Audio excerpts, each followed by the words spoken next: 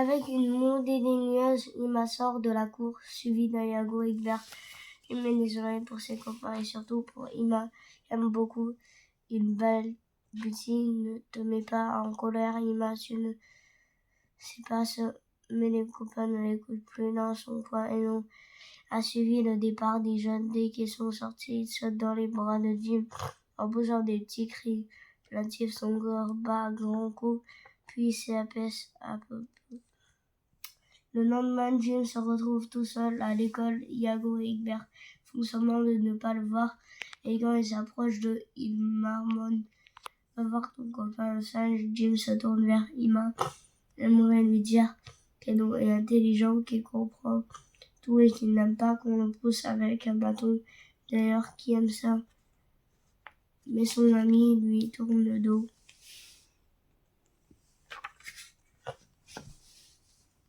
Le soir, après avoir apporté sa gamelle à Eno, le garçon s'assoit sur une chaise et reste silencieux. Tête baissée, le chimpanzé bondit d'abord autour de lui en criant, puis devant son manque de réaction, il s'assoit sur ses genoux de sa gorge, sorte de son différent, plus doux, plus long. Enfin, ses doigts effleurent la joue de Jim qui relève la tête. Les yeux marrons d'Eno plongent dans ceux du garçon. Qu'est-ce qui t'arrive? Semble-t-il demander. Alors Jim raconte ce qui se passe avec ses copains et peu à peu sa tristesse s'envole.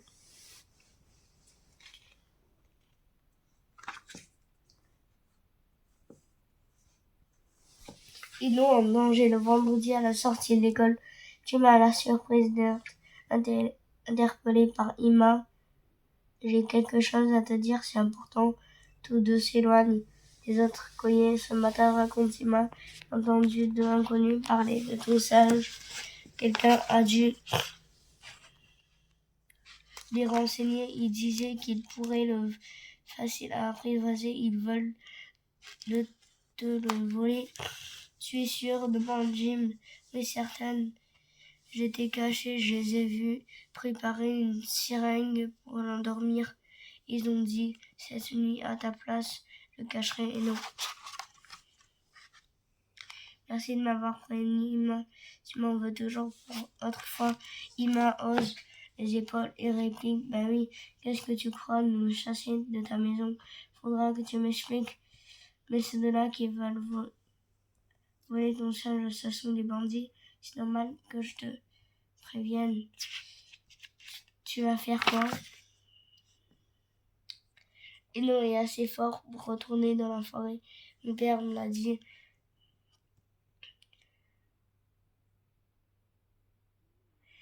Je m'emmènerai ce soir, tu viendrais avec moi et tes parents partent.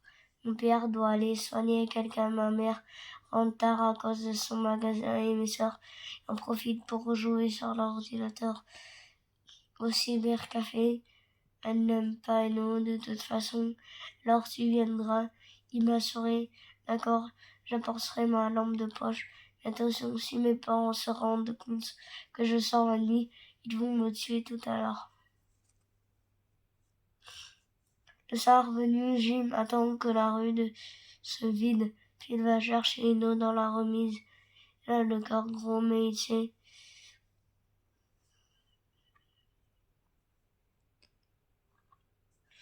Il n'a pas le choix, il doit laisser partir son animal chéri, attaché à sa gorge. Eno est tout excité.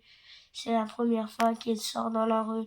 Jim le caresse longement pour qu'il ne fasse pas de bruit. Ima les rejoint et tous les trois prennent la direction de la forêt. Soudain, Ima saisit le bras de Jim un peu plus loin.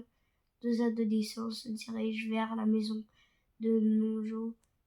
Ce sont eux, dit-elle. Suis-moi vite, je connais un raccourci.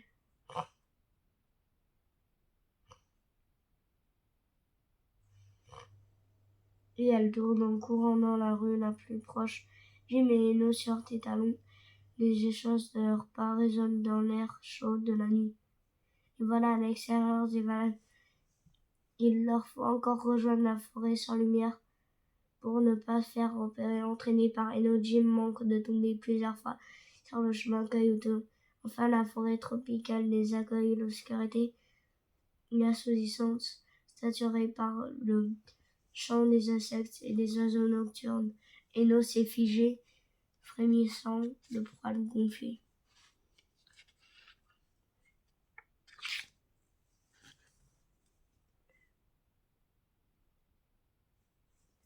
Il jette un regard suppliant à Jim.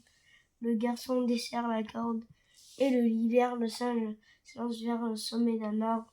Là-haut, il s'arrête, puis ses cris se transforment en curieux aboiement. On dirait un signal. Eno interroge Jim. Qu'est-ce qui se passe? Brusquement, deux silhouettes s'abattent sur Jim et Emma. Les adolescents ont suivi sans qu'ils se rendent compte. Ses premiers immobilisent Emma en croisant son bras autour de son cou. De la fillesse, le second attrape Jim, qui se débat et se blesse la main contre un buisson. Son adversaire réussit à lui saisir la poignée et il le tord jusqu'à ce que Jim tombe à genoux.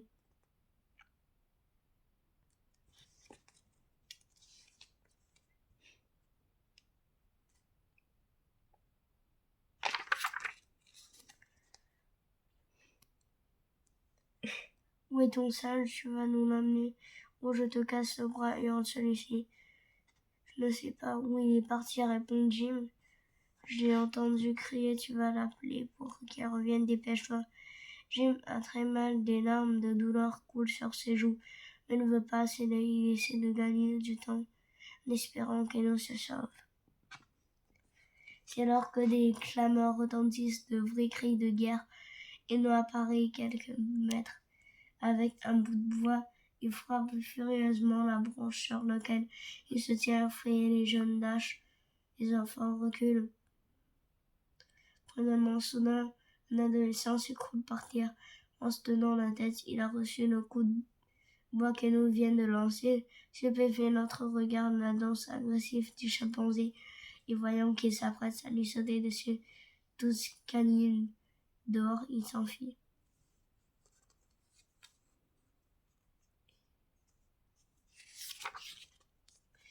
De ce côté, l'adolescent blessé se relève.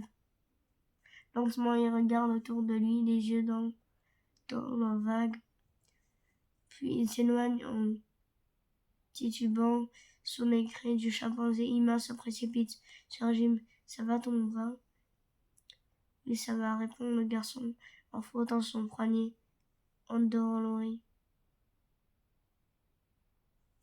Sa main blessée saigne encore. Wac, wac. Eno les a rejoints et il tape des pieds en tournant autour d'eux, encore excités par le combat qu'ils viennent de mener. L'appel de la forêt. Emma se penche vers le singe pour le caresser. Tu as été courageux. Eno, bravo. Eno saute dans ses bras et manque de la faire tomber. Hé, toi, pas de familiarité, rigole-t-elle. Jim éclate de rire, tandis que le chimpanzé repart dans les arbres. Bientôt, il revient avec des feuilles froissées et une grande surprise d'Emma. Il les pose sur sa blessure de Jim. Oh, qu'il est rigolo, dit Emma. Il te met un pansement. Jim grimace un peu parce que ça pique, mais il garde les feuilles sur sa main. Emma, tu vois, en plus d'être fort, Eno est très intelligent. Puis il se tourne vers le singe. Faut que tu partes. Maintenant, c'est loin chez toi. Et lui, l'enfant s'approche de son compagnon qui se dresse alors sur ses pattes arrière pour prendre dans ses bras. Les larmes aux yeux, Jim dit au revoir et non mon copain. Il ne reste debout. Au moment, il se met à nouveau à quatre pattes. Il tourne une dernière fois la tête vers son ami avant de s'enfoncer par petits bonds dans l'épaisseur de la forêt.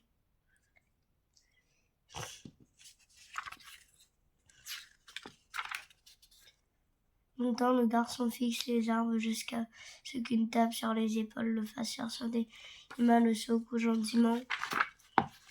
Nous aussi, il faut qu'on s'en aille. J'aimerais rejoindre mon lit avant que mes parents s'aperçoivent que j'ai disparu. D'accord, tu sais, pour me consoler, mon père m'a dit qu'on irait dans le parc d'Okapan pour revoir Eno. C'est là que sa famille habite. Ça te plairait de venir avec nous? La fille lève un pouce enthousiaste. J'aimerais vraiment faire ça. J'y suis jamais allée. Il paraît que c'est magnifique. Et puis ton singe, il est trop sympa. C'est mon copain aussi maintenant. Elle hésite un instant puis elle ajoute: tu avais raison, l'autre jour, fallait pas l'embêter. Et avant que Jim ait pu répliquer quelque chose, il m'a s'écrit: mission accomplie. Jim, en attendant, essaie un peu de me rattraper. Le dernier arrivé a perdu.